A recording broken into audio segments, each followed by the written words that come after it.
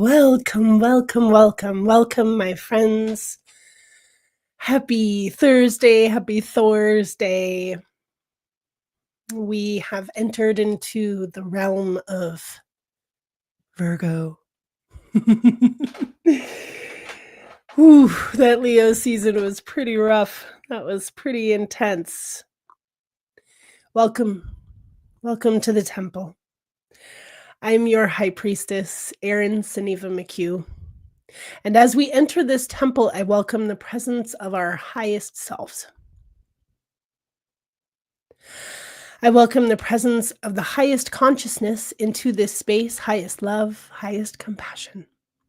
I ask for the divine to hold us in the light today. And I welcome the benevolent teachers and weavers of the divine plan to grace this space, to support the expansion and sharing of spiritual experience and education. This is the place where we witness the work that we talk about. We can be present for the unfolding of hearts returning to their true medicine.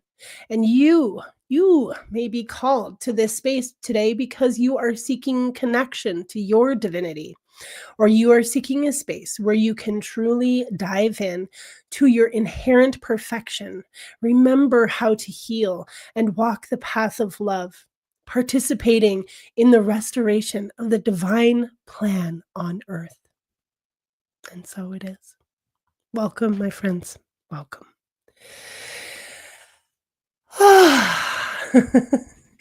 So, yes, welcome to Virgo. Welcome to Cattywampus. Welcome to the present moment. So my heart is in this place of really big expansion right now as many things are happening, but the power and the presence of the goddess is poignant. It is coming forward, right? And I spent a good amount of time yesterday with my students talking about the goddess and talking about the priestesshood a little bit, and one of the original priestesses that we know has come into my field, and her name is Enheduanna. Enheduanna is the first published author of our civilization. She was the daughter of a king in Mesopotamia, in the Fertile Crescent, and where they were still worshiping Enlil and Enki. And she was a priestess of Inanna, Ishtar. Okay. These are two of the same names. Ishtar and Inanna are kind of the same goddess, right? It's all one. But she is the mother, right? And so this good morning, hello, welcome. And hello to all of you watching the replay as well. I'm so glad that you are. So I'm just really in this place of intrigue of, I've come into an awareness that that this woman, the energy, the spirit of this woman has been coming into my field for a while, but it has just kind of been in the background. And but in session earlier this week, she came in very presently and in the form of a unicorn with this name. And so I researched the name. I knew it. I knew that I knew the name. I've heard that before in Hedwana. So I discovered that she was the first published author. She wrote poetry to the goddess in cuneiform. She was basically the high priestess of the land, being and she was the one who also created the installation of having a royal priestess, in not royal priestess, but having a priestess as a part of the court and the importance of that. And even while she was a princess at the same time, so she had that power, right? To with her father, and then her brother reigned after him, and she remained in her position. And then there were other priestesses after. So so cool, and there's a lot to learn here, but what is really juicy and here for us today is to connect to the goddess more, right? What is the purpose of any history coming forward, or her story coming forward, is for us to remember, right? It's for us to remember ourselves, remember who we are, remember the aspects of life that we may have lived before. So if you've been on the planet for a while now, um, and you're of some sort of spiritual inclination, you probably wouldn't be here watching this, if you weren't. So if you are, you've probably been having, past life memories, or you've done some research, maybe regression, to remember past life stuff, or you've had some kind of psychic session that informed you. And and that is so valuable. It's so valuable and so important, because remembering is key to advancing, right? This life, I know this in and out, through and through. This is an ultimate truth that I carry with me, is that this life is a culmination life. That this life, this timeline, this life time space that we're in right now, you and me, is a life where you get to call forward all of the medicine, all of the good juju, all of the gifts, and the wisdom and the initiations and the knowledge that you have gained in other lives. We have the capacity to remember those and to activate those initiations in this life. And so you may find yourself on a path that feels like it's headed towards something, but you don't really know what that is. That is an initiatory path. When you are on a path and you can't see around the corner, you can't see down the road, you are on the path of initiation. And you might not know what that initiation is going to be. But what is initiation anyway, besides meaning to start, right? To initiate, to begin. Initiation is actually a veil lifting. You could look at it as like to start again, right? Here's a new start, here's a new beginning. And, in in our remembering and our knowing of how important initiations are, we remember that initiations most often happen in caves. Right? Why caves? What are caves about? Why did Mary Magdalene live in a cave and teach from a cave, right? Or multiple caves? Because when you are in the cave, you are in the womb of the mother. You are in the place of rebirth. And if you are, excuse me, if you are, with a guide or a teacher that's taking you into the cave, and whether that's physical or spiritual, internal or external, the cave, because of the darkness, right? The majority of caves don't have natural light. Some caves have openings that let light in, but the purpose of the cave itself, as I said, is about going back into the womb and being reborn in some way with a new sight, with a new awareness, a new level of awareness. And we do come into this world with shrouds. We come into this world with veils. And we have the amnesia veil, right? Of you're not allowed to remember, right, who you were before this. And we come into the veils of society as well. So we have our culture that excuse me, our culture that really, generates our experience in the world, but also generates our biases, right? Our prejudices, our belief systems, all of these things are kinds of veils. And so when people go through an awakening, that's what's happening. Those veils are being lifted. You're being lifted out of the illusions that have been placed over you. And I would say, like, public school is a huge factor in the placing of those veils, in the squaring of the circle, you know? And, trying to fit your child and their whole experience, their whole being into a box that should not be, right?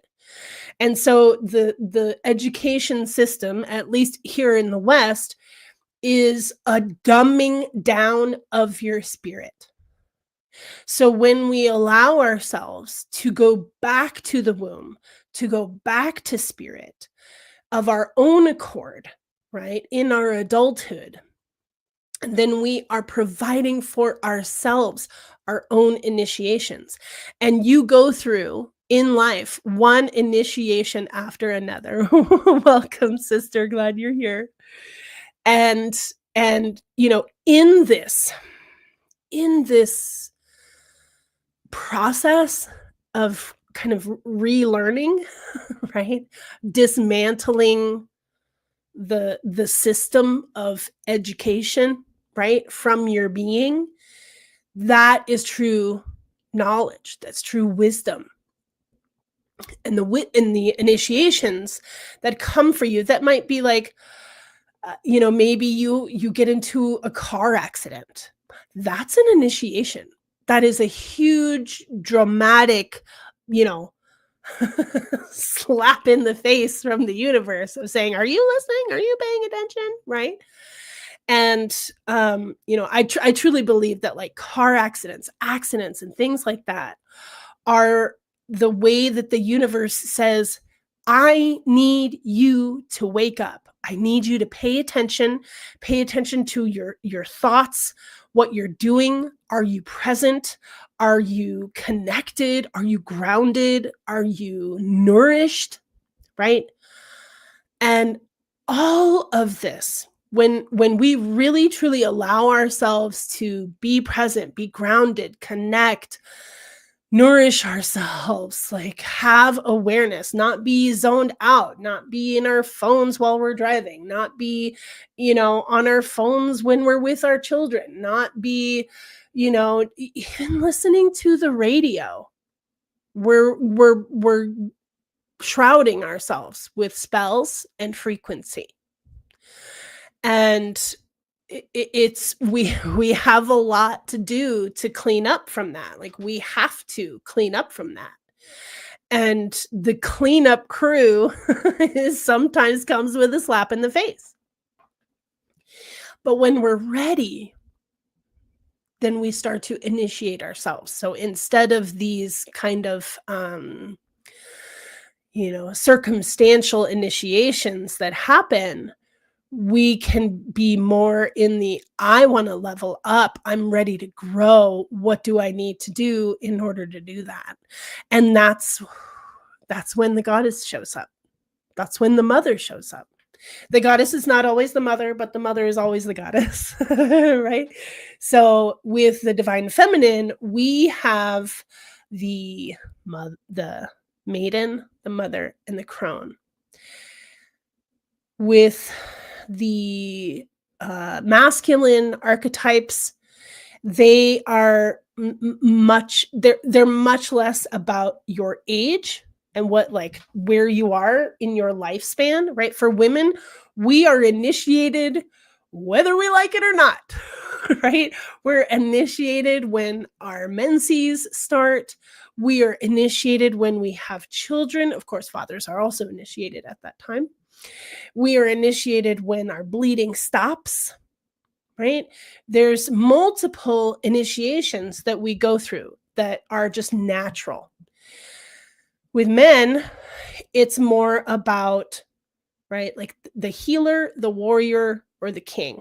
There are these different levels of being, levels of attainment that you arrive at, right? And the divine masculine still has these natural waves of the child, the adolescent, the adult, and the elder.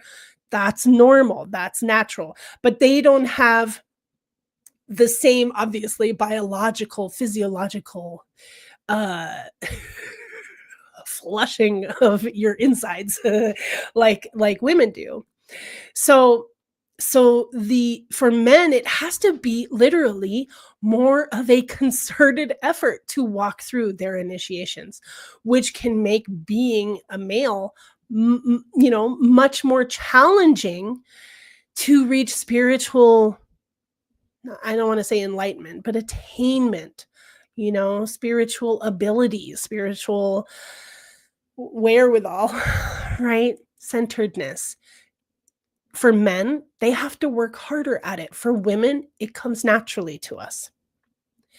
And this is why the goddess is so important, so valuable. Because no matter who you are, when you enter into the realm of the goddess, she's going to hold you where you are. She's going to also bring you to your next phase. She's going to encourage your initiations. She's going to entice you forward. But which goddess? Right? Like which one? And that's really the marvelous thing about this, is that within the matriarchal mindset, the polytheism, the pantheon of gods from different cultures, we have opportunity to tap in to very specific energies. So let's consider the Grecian pantheon. So we have Athena, warrior goddess, right? We have Artemis. We have, I believe that like who is the Isis? I think it's actually Inanna for Greece, and I'm not quite sure because this is just from living life, not actually like studying that pantheon. But you can reach out to the goddess of the grain when you need to be manifesting things, when you need more growth and fruitfulness in your life, right? When you need more strength and stamina and you need to, face some perhaps injustice. Artemis, Athena, right? Diana is more of that mother goddess who is nourishing and loving, and then this kind of masculine sort of intersex counterpart of Dionysus. And so there's just these realms that are available to us from the earthly perspective. And it's really important to know that there are going to be different perspectives of this. If you are a starseed, you might not resonate with earthly goddesses and pantheons and things like that. You might just be like, nope, I'm all good with source, but if you are an earth seed like me, or I was gonna say a planet maker, that can remember even further back, we can attest to the value and the importance of the earthly perspective and the deities that have anchored themselves here. They're available to us. And so I'm curious who's here. Excuse me. I'm curious of those who are here, you know, what are you called to? And what are you, what is your draw? Not just what are you aligned with, but who calls you? There's a very, very obvious, buoyancy of Mary Magdalene coming in right now. So that is the Christed feminine, right? And so the Christ consciousness is a very particular frequency that resides here. And, and has homework from the Magdalene mentorship of choosing a goddess and doing some research on her and bringing it back to class. So, but what so there's so much for us here. You can also consider the Hindu pantheon or the Nordic pantheon. Like, we've got Freya, who is the goddess of life and death and sex, and she's the warrior, and and then there's Frigga, and we've got the Norns, who are like the oracle. They're like a little bit of the like creepy crone kind of witch psychic ladies, and it's far from us now. They're making a resurgence because we need them. And why else would they? Imagine that there are places around the world where they are creating pagan spiritual centers, where they are creating locations that are homage to the witch burnings, right? That's a really big deal. So in Scandinavia, I believe in Norway, that they created their first like kind of pagan church, which kirka, it means circle. So don't think that church actually means Christian. Okay, church comes from the goddess. The name, like the Christian church, like, pisses me off so much with how much that they have appropriated, how much that they have just renamed all of these goddesses and packaged them all into Mother Mary and said, here's your goddess, and don't think of her actually as part of the Trinity, because the mother doesn't get to actually have as much importance here. Ugh.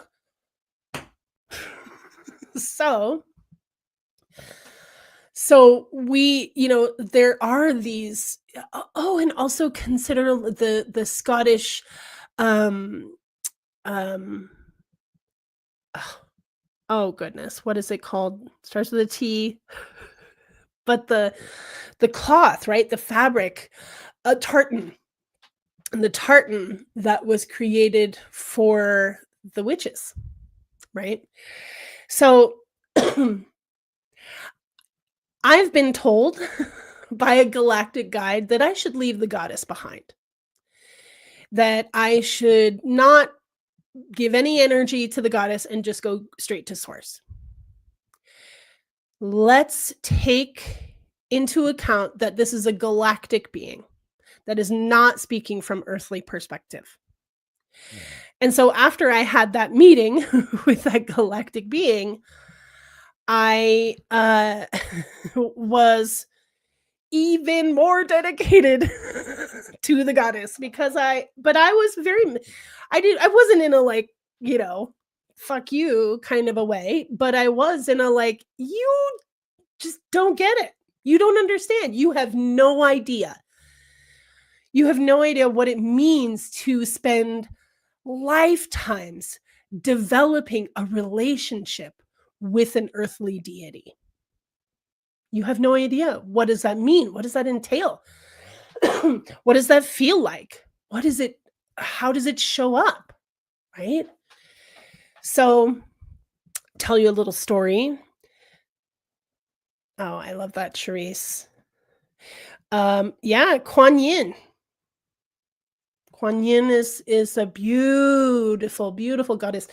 She also she also is in the line of the Marys, right? So she's on that blue ray. Kuan Yin is the same, kind of Christed, um, Sophia, Mary, Isis, Kuan Yin, Bridget. These are all kind of the same energies. They have different faces, but they carry very similar medicine. Um, and here's my story. I forgot what the story was that I was going to tell you. I'm sure it'll come back to me. Yes. So receiving guidance and restructuring Kali right now is all about shedding illusions that have become reality. How many veils can we lift today? Let's see what Kali says, right?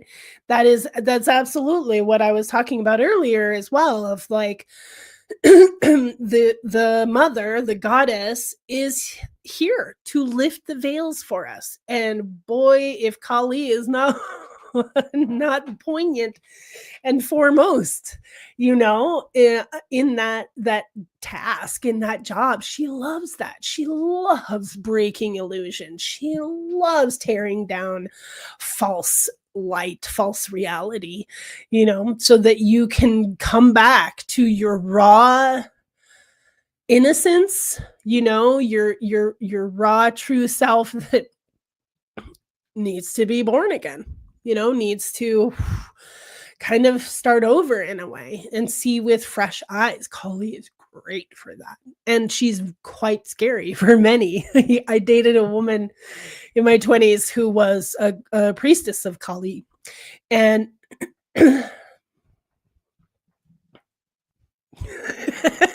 it was intense. It was intense. And she had big Kali tattoo on her arm, and she's like, I don't think I even knew what I was doing when I did this, but now this is who I am because I put her on my body. We could talk about that. We could talk about the ritual of tattooing yourself. But this need for us to connect is so strong that we actually kind of overstep our own, kind of natural process to arrive somewhere. And people do this all the time, especially with tattoos, right? We tattoo things that are vibrant for us in the moment. Like, oh my God, this thing is so important to me and it's going to be important to me for the rest of my life. And I'm going to put it on my body because I know I'm connected to it and da da da da da. And I can speak to this, obviously, right? I have 12 tattoos, but I don't have any goddesses. I don't have any deities. I have a lady, but she's just a lady. Hi, Chantal. So, yes, and yes, Topher, and it's going to be a great opportunity as well. The psychic development and Akashic Records training, will give you that, the space, the ability to really connect in, right, to yourself and expand and have the ability, hi Mimi, to call in. Okay. So we really do have to be careful, because these beings, these deities,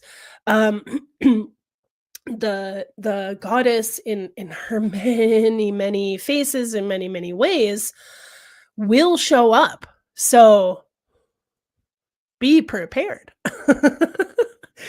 um I am remembering a session, maybe it was about a year ago, maybe more, where I was working with a man that was working with the courts, and he was trying to get his children back. And I called upon Ma'at, the Egyptian goddess of justice, and boy did she show up. And she showed up huge, humongous, and she looks down at me like, "Who are you to call upon me?" You know? And I was like, "I am your most humble servant. I am here to, bring healing to this family. Please help us." Da, da, da," And she was like, "Okay, all right, I'll help you." So, but it was like, "Oh my goodness." I am nothing. I am nothing. I am just here to ask for help. Is that okay? Oh, yeah, that's okay. All right. Okay, good. It really can be like that. And so at the same time, right? Like if you're going to be reaching out to connect to something that you don't understand, that can also be dangerous, right? Because when you it's like if you invoke something and you don't release it, oh, you're in for a world of hurt, right? So when you develop relationship with something, you know how to call it in and how to release it. So, um, I don't think that the goddess was cold to me. I think that she was very curious as to who had called her in. I'd never done that before. So, so she was like, "What is this? What am I doing here?" kind of a thing. And her being not, her being, the one whose feather our heart, our soul is weighed against, being in her good graces is definitely needed. And, I don't think that like in general that any deity is going to be cold, but they're in a higher frequency and they're in a place where they are ruling, right? An aspect of reality from their dimension. And and so when you pull them into your field, you're forcing a change of frequency, you know, in your reality, in your realm, as well as, with them. They're affected by it because they're brought down in, a little bit in order to work with you in any way. Right? So they may not they may not like that. So that's why I'm saying, like, we really need to be developing relationship before we're even calling on them, right? And it's not that I didn't have a relationship with Ma'at. I know that I have past life relationship with and relating, I should say, with Ma'at and working with Ma'at. Um, uh, Especially because I believe that here's a little funny thing. When I was about 12, 11, 12, 13, I would it was almost like an OCD. I would be overcome by the number 42.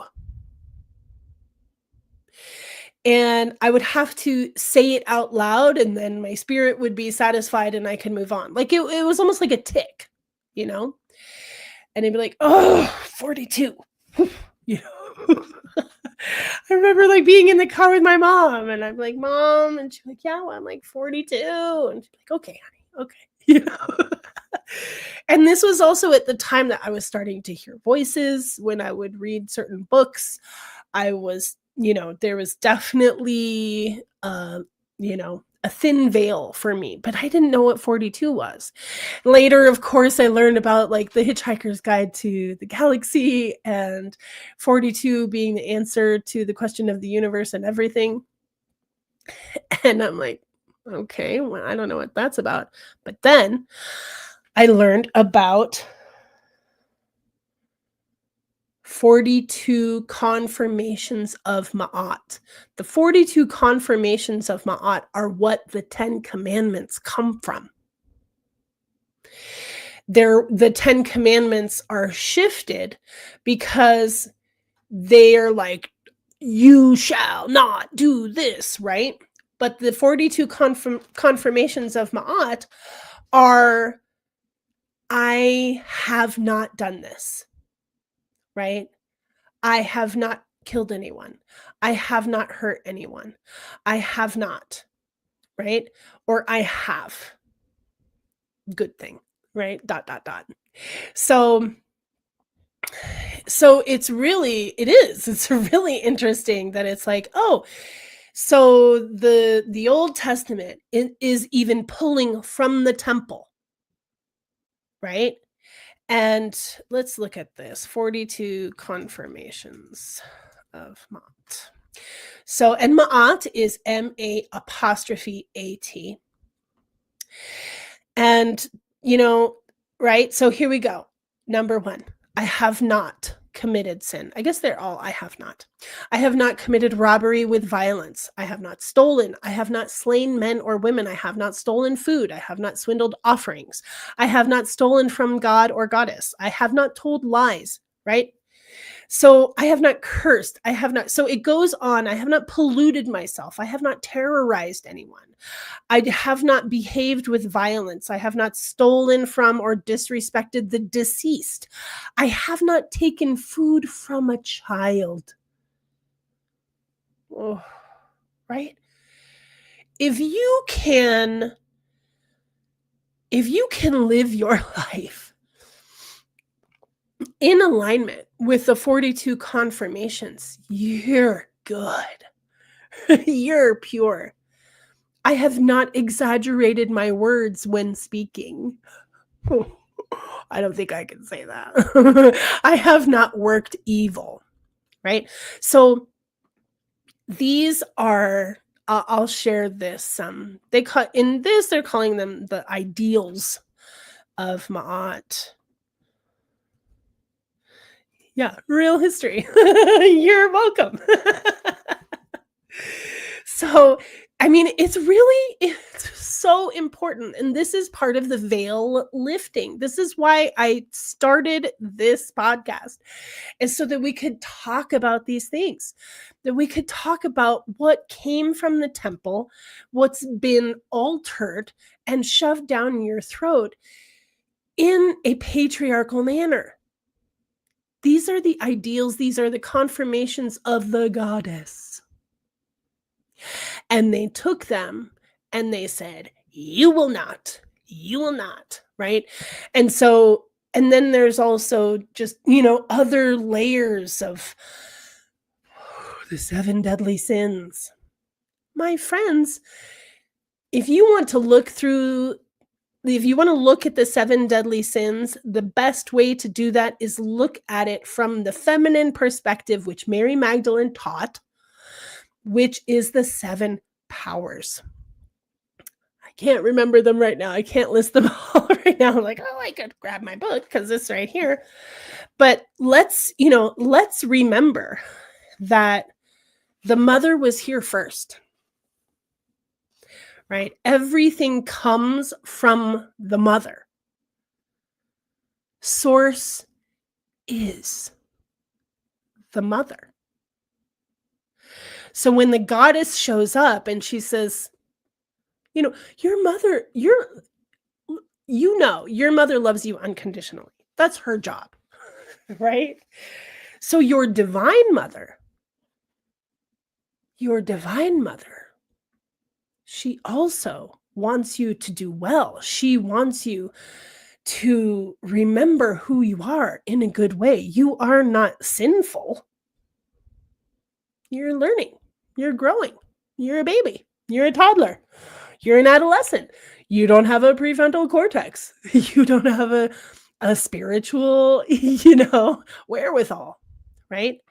So instead of the 7 deadly sins, we have the 7 powers: darkness, craving, ignorance, craving for death, enslavement to the physical body, the false peace of the flesh, the compulsion of rage.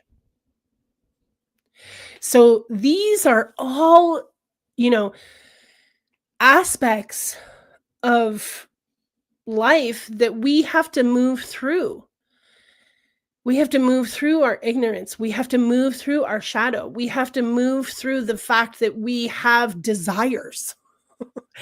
And we need to shift our craving, shift our desires for, what is that desire? Maybe it's food, maybe it's sex, maybe it's a numbing, maybe it's an avoidance, maybe it's a disassociation. Your craving needs to be a spiritual craving. Your craving needs to be a desire to connect.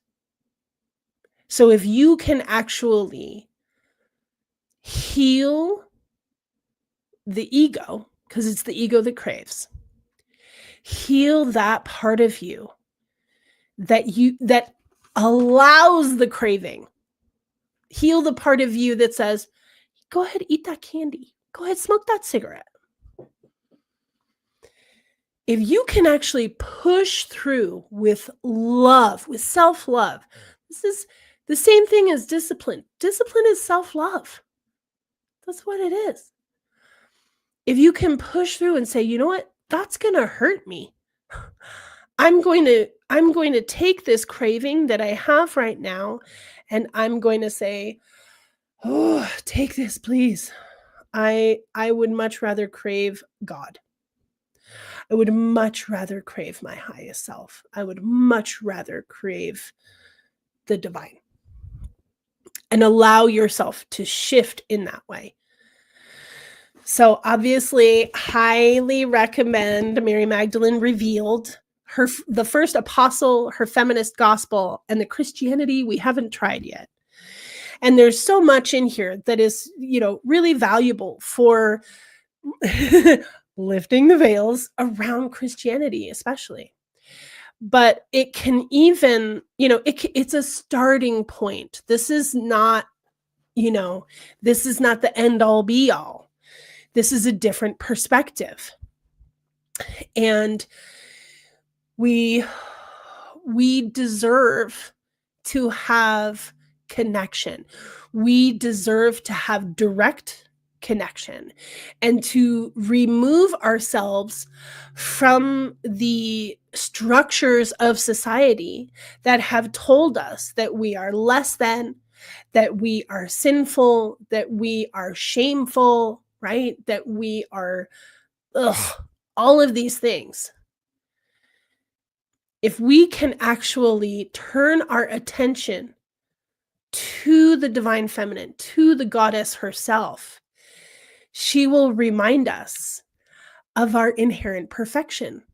She will remind us of our natural innocence that we are born with. She will show us where the ego is getting in our way. She will show us where we're not being loving and compassionate to ourselves and other people. And depending on which deity you're working with, she might be gentle in her communication, or she might be fierce. And that is, honestly, that's up to you. That's up to you and your relationship. Are you going to have a punitive relationship with your deities?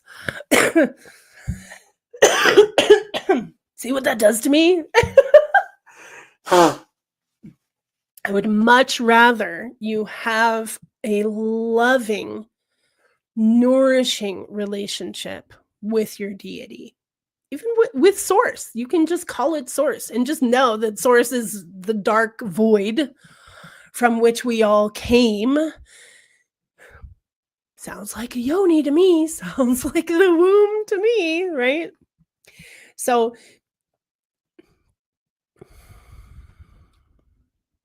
I'm just thinking of all of the goddesses that I love so much, right? That I have developed a relationship with. Oh, I remembered my story. Okay, so here's my story. So, um, in the previous house that we were living in, we were on a park. So the backyard was on a park, and there wasn't a fence that separated our lot, our backyard from from the grass of the park. Obviously, the limit of the lot was obvious. There were trees and bushes and things, but um, some of it was also open, which made me feel very insecure. And especially with babies and toddlers, in the park, I couldn't even tell you how many times Elijah just ran off, even naked, ran off to the park, and I couldn't find him anywhere. And I look outside and I can see this little toddler running through the grass, right, and running off to to go play in the park, which was, he was safe. It's a very protected park that's only on a cul-de-sac, so you wouldn't even know it was there if you didn't know about it. So, also this house would get a lot of wind because the wind would come from the mountains. The back of the house faces the Rocky Mountains, and we're not we're like 5 minutes from them.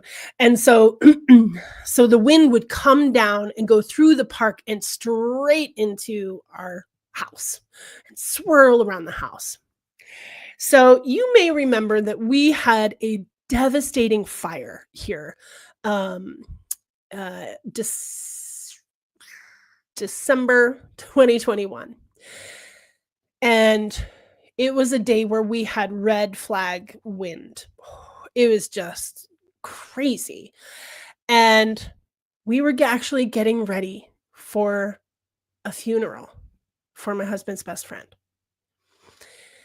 And the wind came in so hardcore and somehow lifted the pane of glass at the kitchen window and blew it into the kitchen where it shattered.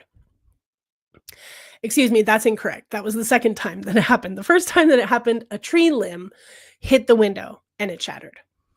So so that was frightening, and my son was probably 7 to 10 feet away from that happening, and oh my goodness, and we're already in grief and all of this wind, and now there's fucking glass everywhere. What is happening, right? And so a couple weeks later, I was walking home through the backyard from the park with my kids, and I heard this voice. And I I don't have really super strong clairaudience where there's an obvious voice in my head telling me something. It doesn't really happen like that for me. But there was a voice, and she said, "You need me." What? You know, "You need me." Okay. I don't know who you are. So I just paid attention. Okay, something is talking to me. I don't know who it is. Feminine. I'm going to pay attention now to the signs and omens that show up. So I started seeing a lot of keys, and I started hearing the name Hecate. Who the fuck is Hecate? It was not Rumara.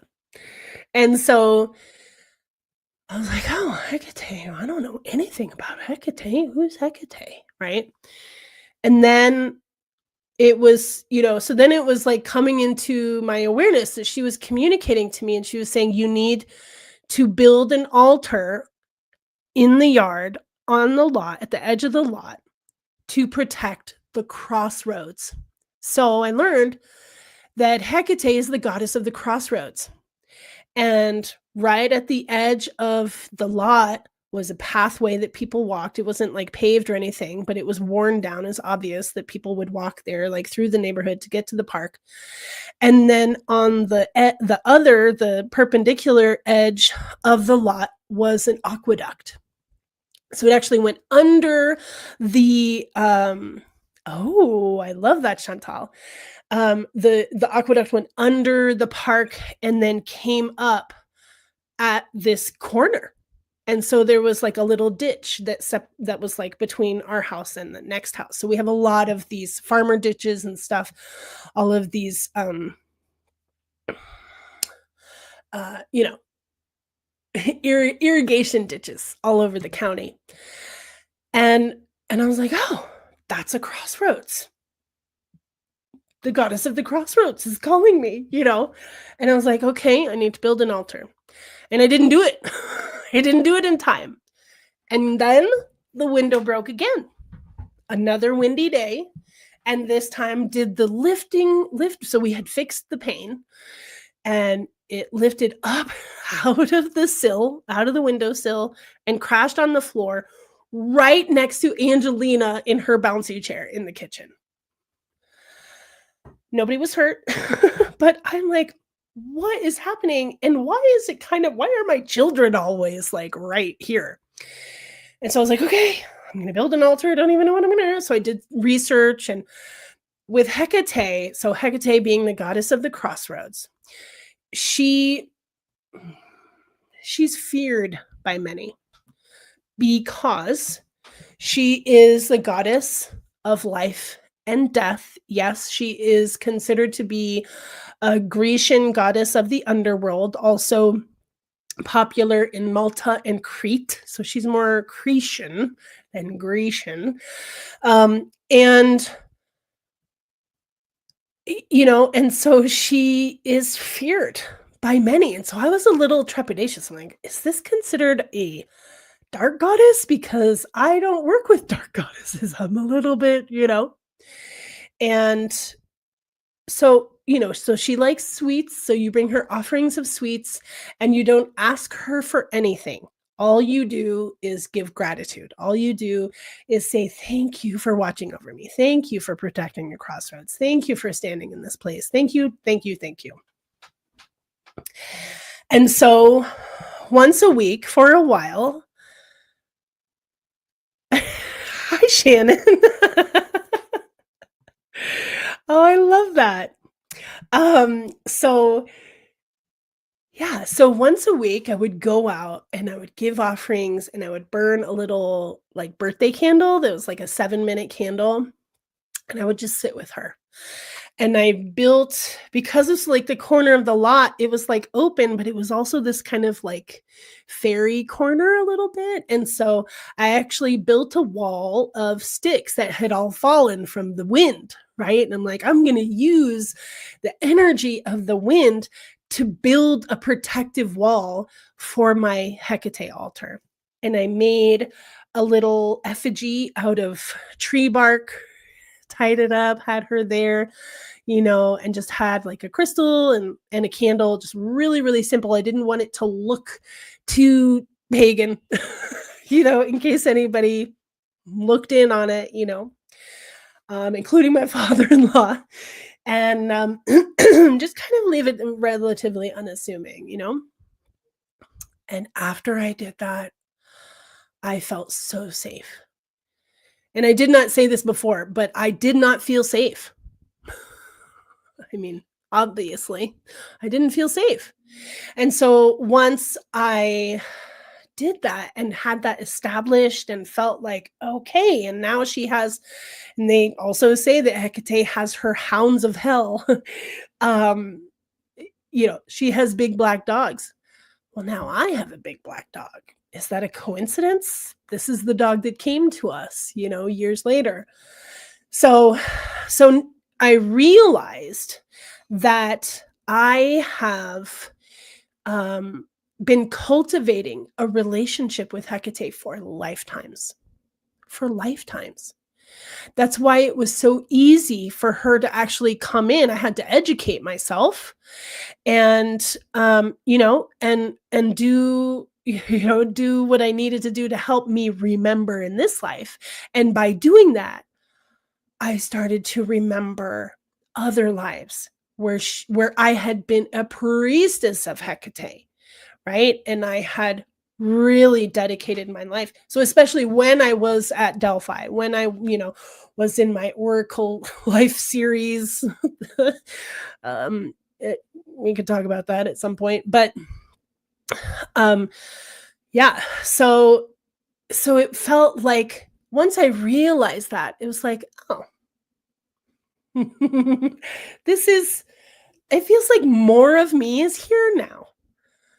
How valuable is that? So fucking valuable.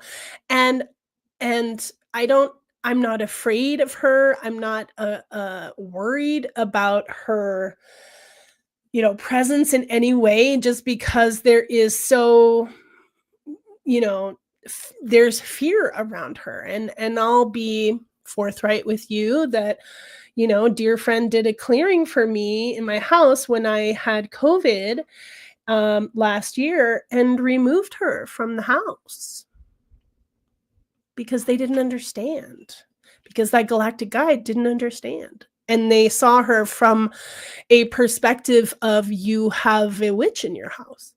Like, yeah, because yeah, she's there on purpose. So, and then there was like this whole thing of, are you practicing? Are you doing? And it's just so important. It's really important for us to have perspective, for us to realize that some of us have been doing this for eons. And it doesn't make us malevolent. It doesn't make us dark to have a relationship with a goddess that is the goddess of life, sex, and death. She comes in many faces. She arrives again and again and again. Why? Because she belongs to us. She belongs to the planet. Life, sex, and death. That's what we're here for. This is what we're doing here, right? We're initiating, we're creating, expanding, right? And then we're cycling again, right? This is the cycle. So I pray that people who don't have, that don't have the same earthly perspective are able to shift in some way to release judgments, right? To release biases that even could come from, your culture, the fear of folk medicine, the fear of, how much have we done? Love you, Chantal. How much have we done, or society has done, to darken, to shroud, right? Folk medicine. I'm not going to call it witchcraft. I'm just going to call it craft. I'm going to call it connection to the goddess, because there's just because the church has created so much fear that is unfounded. They have disempowered generation after generation in order to get you to bend the knee, to get on your knees, right? To venerate the one God, the masculine patriarchal church, right? So, and whenever I talk about the church, I am never talking about Christ. Just so you know, I'm talking about the organization, right? I'm talking about organized religion. Yeah. So there's a lot here. There's a lot for us here. Um, yes, Donna. Uh, yes, I remember that. And this is so valuable to understand that there are beings of the land that belong to the land, right? I was doing a clearing for a local couple here, and there was a Sasquatch, you know, and there actually like there was this whole kind of grid pattern that had been placed on the land that we had to remove in order to place the natural mother grid back on the land. And once we did that, a Sasquatch showed up, you know, it sent its consciousness to me and said, I see what you're doing here. That's good. Oh, that's awesome. And he says, I am also a protector of this land. And and he was like at the edge of the land and he would stay at the edge of the lot. And he desired to connect to the man, to the father, the husband of that couple. And so, just good to know that like these beings are here, multidimensional beings, the goddesses are here because this is the realm where they manifest, and we have a lot to untangle. We have a lot to restructure within ourselves to be open to the fact that the mother reigns. And the reason that we are in so much torment and pain on this planet is because we have been facing away from her.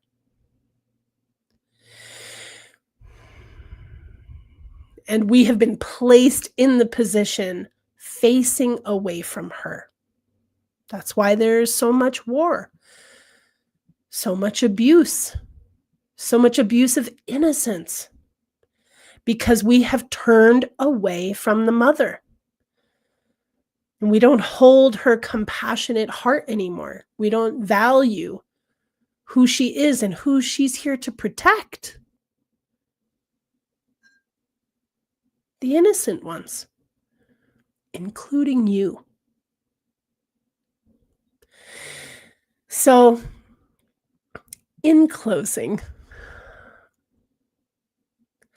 I would like to allow for her to bless us, to bring into our lives, into our individual lives, into the collective, a remembrance, a spark of return.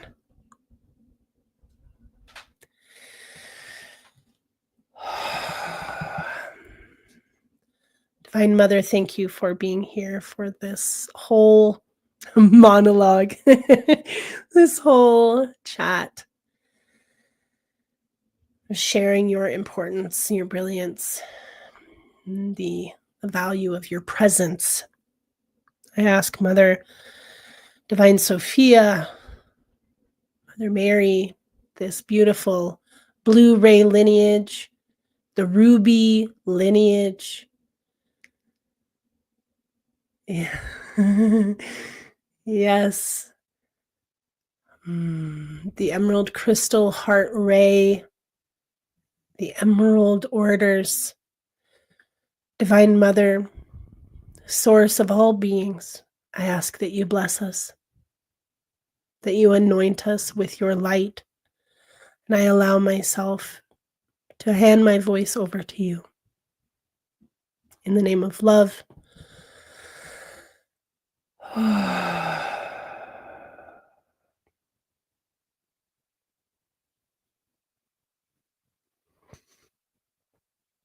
Oi, alarra fasiamoto ya fakelidian. Awa halhar ke feditiamo kosoi. Chialarra koso shokhalidiamait. Ku falarra che te ti funda mia cassatiantoi. Ku valar que te diondo ku sojaleria makatai. Mu shokaleria fugolar que te diemo kosot. Mahalhar que te dio fuocolar kia tayamakoya larian masoto ya kashenta koi mahalarkos amayatian afwa afwa afwa afwa alharkos tima que te llevo larkos que te llevo yai kush alhar que te llevo que te llama ya sakusha que te lleva que te llama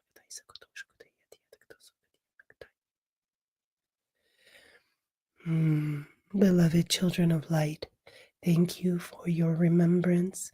Thank you for your return. Thank you for your rising and your inward force, your drive to know yourself completely. I am here within you, waiting to greet you.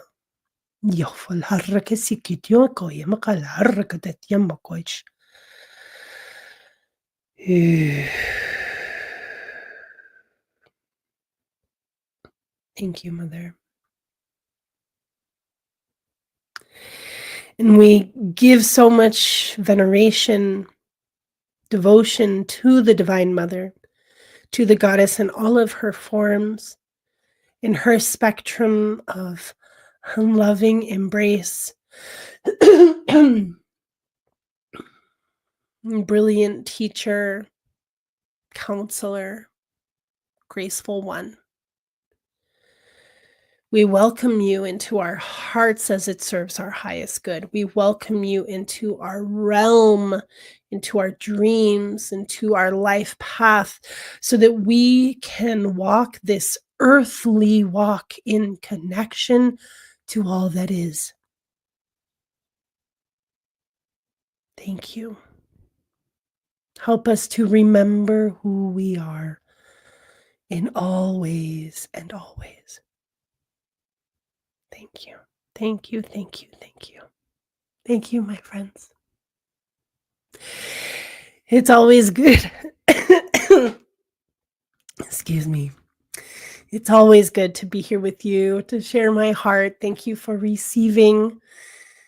May you feel these blessings today. And it is 11:11, and we shall end here. We release the Goddess, we release the Mother, we release all of the energies that we have spoken of and called in, and I release you, my friends. Until next time, blessed be.